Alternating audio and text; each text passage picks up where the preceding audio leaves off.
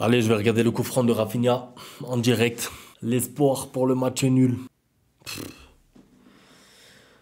Hors cadre. Ah là là, j'ai les nerfs. J'ai les nerfs. Comment tu peux perdre encore une fois? Encore, ça veut dire que contre Las Palmas, c'était déjà un petit avertissement et on s'était dit bon, ça va pas arriver 3 fois, 4 fois dans la saison. Le Real Madrid qui fait match nul hier. Tu joues l'Atlético Madrid dans une semaine, tu es obligé de gagner le match et tu trouves le moyen de le perdre. C'est scandaleux. Franchement, on a beau chercher des excuses, l'arbitrage, c'est vrai, 3 minutes de temps additionnel, est-ce que c'est assez? Est-ce qu'il aurait pu avoir, est-ce qu'il aurait dû avoir un penalty pour le Barça? Mais c'est pas normal. Tu as 18 tirs, 19, 20, 22 tirs à 3 et tu perds le match. Je veux dire, au bout d'un moment, les gars, moi je veux bien Dortmund, le Bayern, le Real, d'accord, c'est bien. C'est le prestige. On passe des bons moments, des bonnes soirées. Merci au Barça. Mais si tu veux gagner des trophées, en fait, ça passe par ces matchs-là. Tu pourras pas gagner la Liga si tu perds 6 points. J'arrive pas à y croire. Franchement, j'arrive pas à y croire. 6 points. C'est pas tu perds un point, tu perds 3 points, tu perds 4 points, tu fais un match nul et une défaite. Tu perds 2 fois à domicile contre les 17e. Parce que Las Palmas était 17e au moment du match. Là, c'était Leganés. Ça veut dire que dès que tu joues contre le 17e, tu n'arrives plus à marquer en fait. Tu as des situations, tu as des occasions, tu as des opportunités, tu domines, talonnade de Pedri, je sais pas quoi. Ok, il y a des beaux gestes, ok, c'est beau de temps en temps, mais l'efficacité là, parce que pour aller gagner un match, il faut aller marquer des buts. Parce que c'est bien de faire des talonnades qui vont ensuite passer dans les compilations et des actions de la saison de tel et tel joueur. Mais si tu veux gagner ton match, il faut aller marquer quoi. Ça veut dire qu'au bout d'un moment, les gestes, les talonnades, les petits ponts, c'est bien quand tu mènes 3-4-0, mais quand tu es en train de perdre 1-0, on te demande juste de pousser la balle au fond, frérot. On te demande juste de pousser la balle, quoi. Marque, c'est-à-dire que Lewandowski, peut-être, je commence par lui, mais en fait, franchement, hein, le thème de l'efficacité, les gars, là, je vais parler de Lewandowski, mais je pourrais parler de Koundé, je pourrais parler pas trop de Rafinha aujourd'hui, mais presque tous les joueurs ont eu une situation ou une occasion, d'accord? Donc, on va pas tomber que sur un joueur, mais la réalité, c'est que ton numéro 9,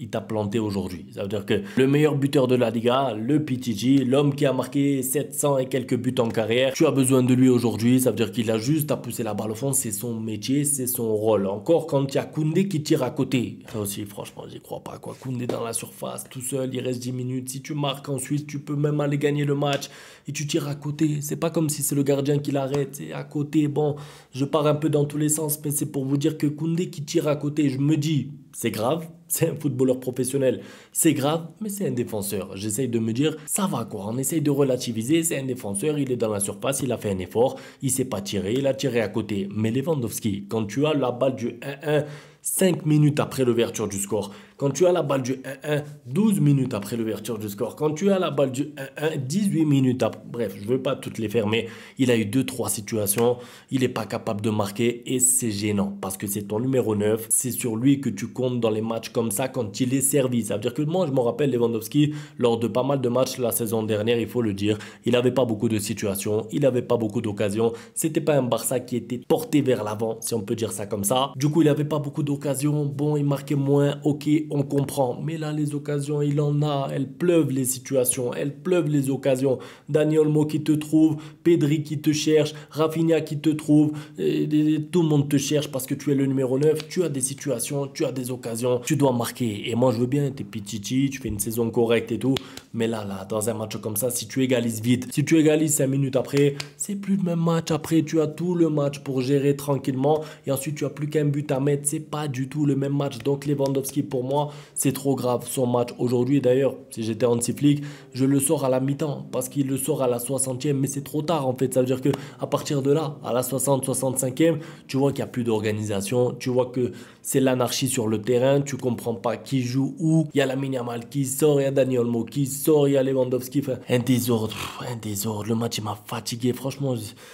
J'étais stressé, je me disais c'est le week-end où tu peux faire une bonne opération. Le Real qui fait un match nul contre le Rayo Vallecano, tu joues à domicile contre les Leganés, tu arrives avec ton 11 type en plus. Moi je m'étais dit, il va faire tourner un peu, il va mettre Rafinha sur le banc parce qu'il était fatigué, il va peut-être faire jouer, je sais pas, Young ou Firmino, je sais même pas, mais en fait il se pointe avec le 11 type en flic, l'air de dire pas le droit à l'erreur, je veux la victoire, les 3 points obligatoires. Et au final, tu n'es même pas capable d'accrocher le match nul sur la fin, un peu à l'arraché, un peu en mode Real Madrid. Ça veut dire que le Real contre le Rayo Vallecano hier, ils font pas un meilleur match que le Barça aujourd'hui. Ils font pas un meilleur match que le Barça, mais ils prennent un point. Et au final, ce petit point-là qu'ils prennent, c'est un point de plus sur le Barça sur le week-end. Donc en fait, c'est là où tu vois aussi à quel moment tu peux lutter pour les titres ou non. Parce que si tu es le Barça et qu'à chaque fois qu'on te met un but, tu n'arrives pas à égaliser, à l'envie, au courage, et à l'arracher et que tu perds le match, tu peux pas lutter pour des titres. C'est simple et efficace. Ça veut dire que je demandais peut-être pas du beau jeu sur la fin, mais allez me chercher ce match nul pour qu'on puisse dire, bon,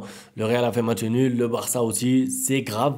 Ça aurait été grave aussi, mais tu limites la casse. Mais ce Barça ne sait pas limiter la casse. Ça veut dire que c'est soit tout, soit rien. Soit tu gagnes contre Dortmund, t'es content, le Bayern, le Real, soit tu perds contre Las Palmas, contre les Ganes. En fait, c'est trop dur. C'est trop dur à suivre.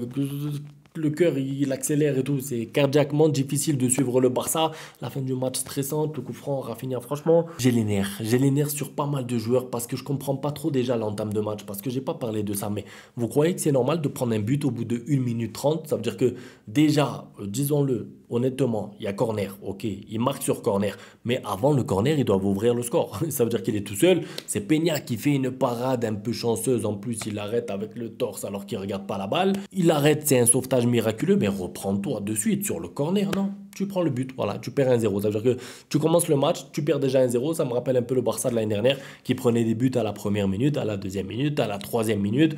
C'est grave parce qu'en fait, justement, normalement, tu es censé avoir un message de véhiculer dans le vestiaire, c'est-à-dire ne pas faire la même erreur que contre Las Palmas, faire une grosse entame de match. Moi, je m'étais même dit, je suis un fou, moi, je m'étais même dit, si le Barça mène 2 ou 3-0 à la mi-temps, je sais, vous allez me dire, ah, vous moquez de moi, mais je m'étais dit, si le Barça mène 2 ou 3-0 à la mi-temps, tu peux sortir Rafinha, tu peux sortir Lamine Yamal, tu peux sortir Pedri. En fait, il n'y a même pas de gestion. Ça veut dire que tu n'as ni de la gestion, ni tu as des points, ni tu as une victoire, ni tu n'as même pas un but, tu n'as rien. Ça veut dire qu'il y a des pauvres là, supporters, ils ont payé leur place, ils vont, j'allais dire au Camp Nou, ils vont au stade du Barça, même pas un but, vous leur avez donné. Même pas un but avec 25 tirs. Franchement, j'ai la haine. J'ai la haine parce que c'est des occasions que tu vas pas retrouver. Et ça me fait rire parce qu'il y a Riles qui dit pareil. Moi, je regarde les débriefs aussi de Riles. Je le suis, je vois qu'il dit un peu pareil. Tu n'auras plus cette chance de passer premier parce que maintenant, le Barça va... En soi, je suis d'accord avec lui, mais maintenant, c'est moi qui dis ça. Ça veut dire que c'est moi qui dis que maintenant, comment on va faire le Barça pour repasser devant, pour passer premier. Je parle bien de la première place, parce que là, qu'on soit bien d'accord, tu as l'Atlético Madrid qui a gagné en plus ce week-end, et tu les joues dans une semaine. Tu as le Real avec un match en retard, s'il gagne contre Valence, il passe devant toi. Donc en fait, tu es potentiellement troisième. Tu es potentiellement troisième. L'Atlético a un match en moins, le Real a un match en moins. Si les deux gagnent leur match, ils sont devant toi. Tu es troisième et tu joues l'Atlético dans une semaine. Donc tu vas te retrouver à la mi-saison en difficulté, en galère pour la Liga, alors que tu avais 6 points d'avance, voire même 9 provisoires après le Classico. C'est impardonnable. Franchement, c'est impardonnable. Moi, je veux bien quand le Barça joue à l'extérieur. Je vous le dis, hein. Moi, je suis la Liga depuis des années. Quand le Barça joue à l'extérieur, au Betis Séville, à la Sociedad, à Bilbao, sur des terrains compliqués, je me dis, je pardonne, je comprends, j'accepte. C'est un peu comme le Real qui joue à Bilbao. La vérité, c'est que les matchs à l'extérieur en Liga, même s'il y en a qui sous-cotent un peu la Liga, qui aiment bien dire la première ligue et tout, je vous le dis, la Liga à l'extérieur, c'est difficile pour les gros, pour le Barça, pour le Real, et ça depuis des années. Maintenant, quand tu es à domicile, il n'y a pas d'excuse. Il n'y a pas d'excuse. Une fois, on m'a dit, je crois que c'était contre Las Palmas, je m'en rappelle. Je voulais parler de ça. Contre Las Palmas, on m'a dit, oui, mais c'est parce que le match, il était à 14 heures. Il y avait du soleil, alors c'était difficile de... Ah, je vous ai dit, l'heure, le soleil, le vent, la pluie, la pelouse, c'est la même pour tous les acteurs. D'accord? Qu'on soit bien tous d'accord. Donc aujourd'hui, le Barça joue tard. Le Barça joue dans de bonnes conditions. Il pleut pas, il n'y a pas de soleil, il n'y a pas de neige. C'est quoi l'excuse? Le manque d'efficacité. Parce que situation, tu en as, des occasions, tu en as plein. Tu as Koundé, tu as Rafinha. Il y a un peu de manque de réussite. D'accord, je vous l'accorde. La barre transversale de Rafinha, ça peut faire but. Fermin Lopez qui tire, dégagé sur la ligne, ça peut faire but. D'accord, ça, ok. Mais globalement, en fait, tu as 18 tirs. C'est pas possible d'avoir 20 tirs pour 0 but. Si encore tu mets 2 buts, tu fais 2-2 parce que tu encaisses 2 buts. Je te dis, bon, t'as mis 2 buts, mais là, t'as 20 tirs et t'as 0 but, c'est grave. Maintenant, j'ai pas envie de trop m'attarder sur les joueurs de manière individuelle parce que je pourrais parler de tout le monde, mais j'ai envie de parler un petit peu de Dani Olmo parce que je suis déçu, quoi. Je suis déçu, Dani Olmo, parce que c'est quoi ces passes ratées? En fait, si c'est pour faire des matchs comme ça, Dani Olmo, la vérité, je préfère Fermin Lopez. Je vous le dis, parce que, bien sûr, en termes de talent, Dani Olmo est largement meilleur par rapport à Fermin Lopez, il n'y a pas de débat. Mais dans la forme du moment, si c'est pour avoir un Dani Olmo comme ça, contrôle orienté, raté, contrôle orienté, raté, bien sûr, au bout d'un moment, il va faire un contrôle orienté, ça va être un petit pont, et l'action, elle va être incroyable, et on va dire, oh, Dani Olmo, il est trop fort. Mais sur 10 ballons de Dani Olmo, en fait, il y a trop peu de différence de fait. C'est-à-dire que pour le talent qu'il a, pour ce qu'il peut offrir, c'est pas normal de faire un match comme ça et c'est pas le premier match moyen ou le match raté ces derniers temps. Donc, un peu déçu. Après, je vous ai dit, j'ai pas envie de m'attarder de manière individuelle. J'ai l'impression que Lamine Yamal n'était pas à 100%. Est-ce que c'était mieux qu'il sorte parce qu'il avait une petite gêne, une petite blessure? Je sais pas trop. Rafinha, on sait qu'il était fatigué. Je vous avais dit dans l'avant-match, je préfère voir Ferran Torres. Enfin,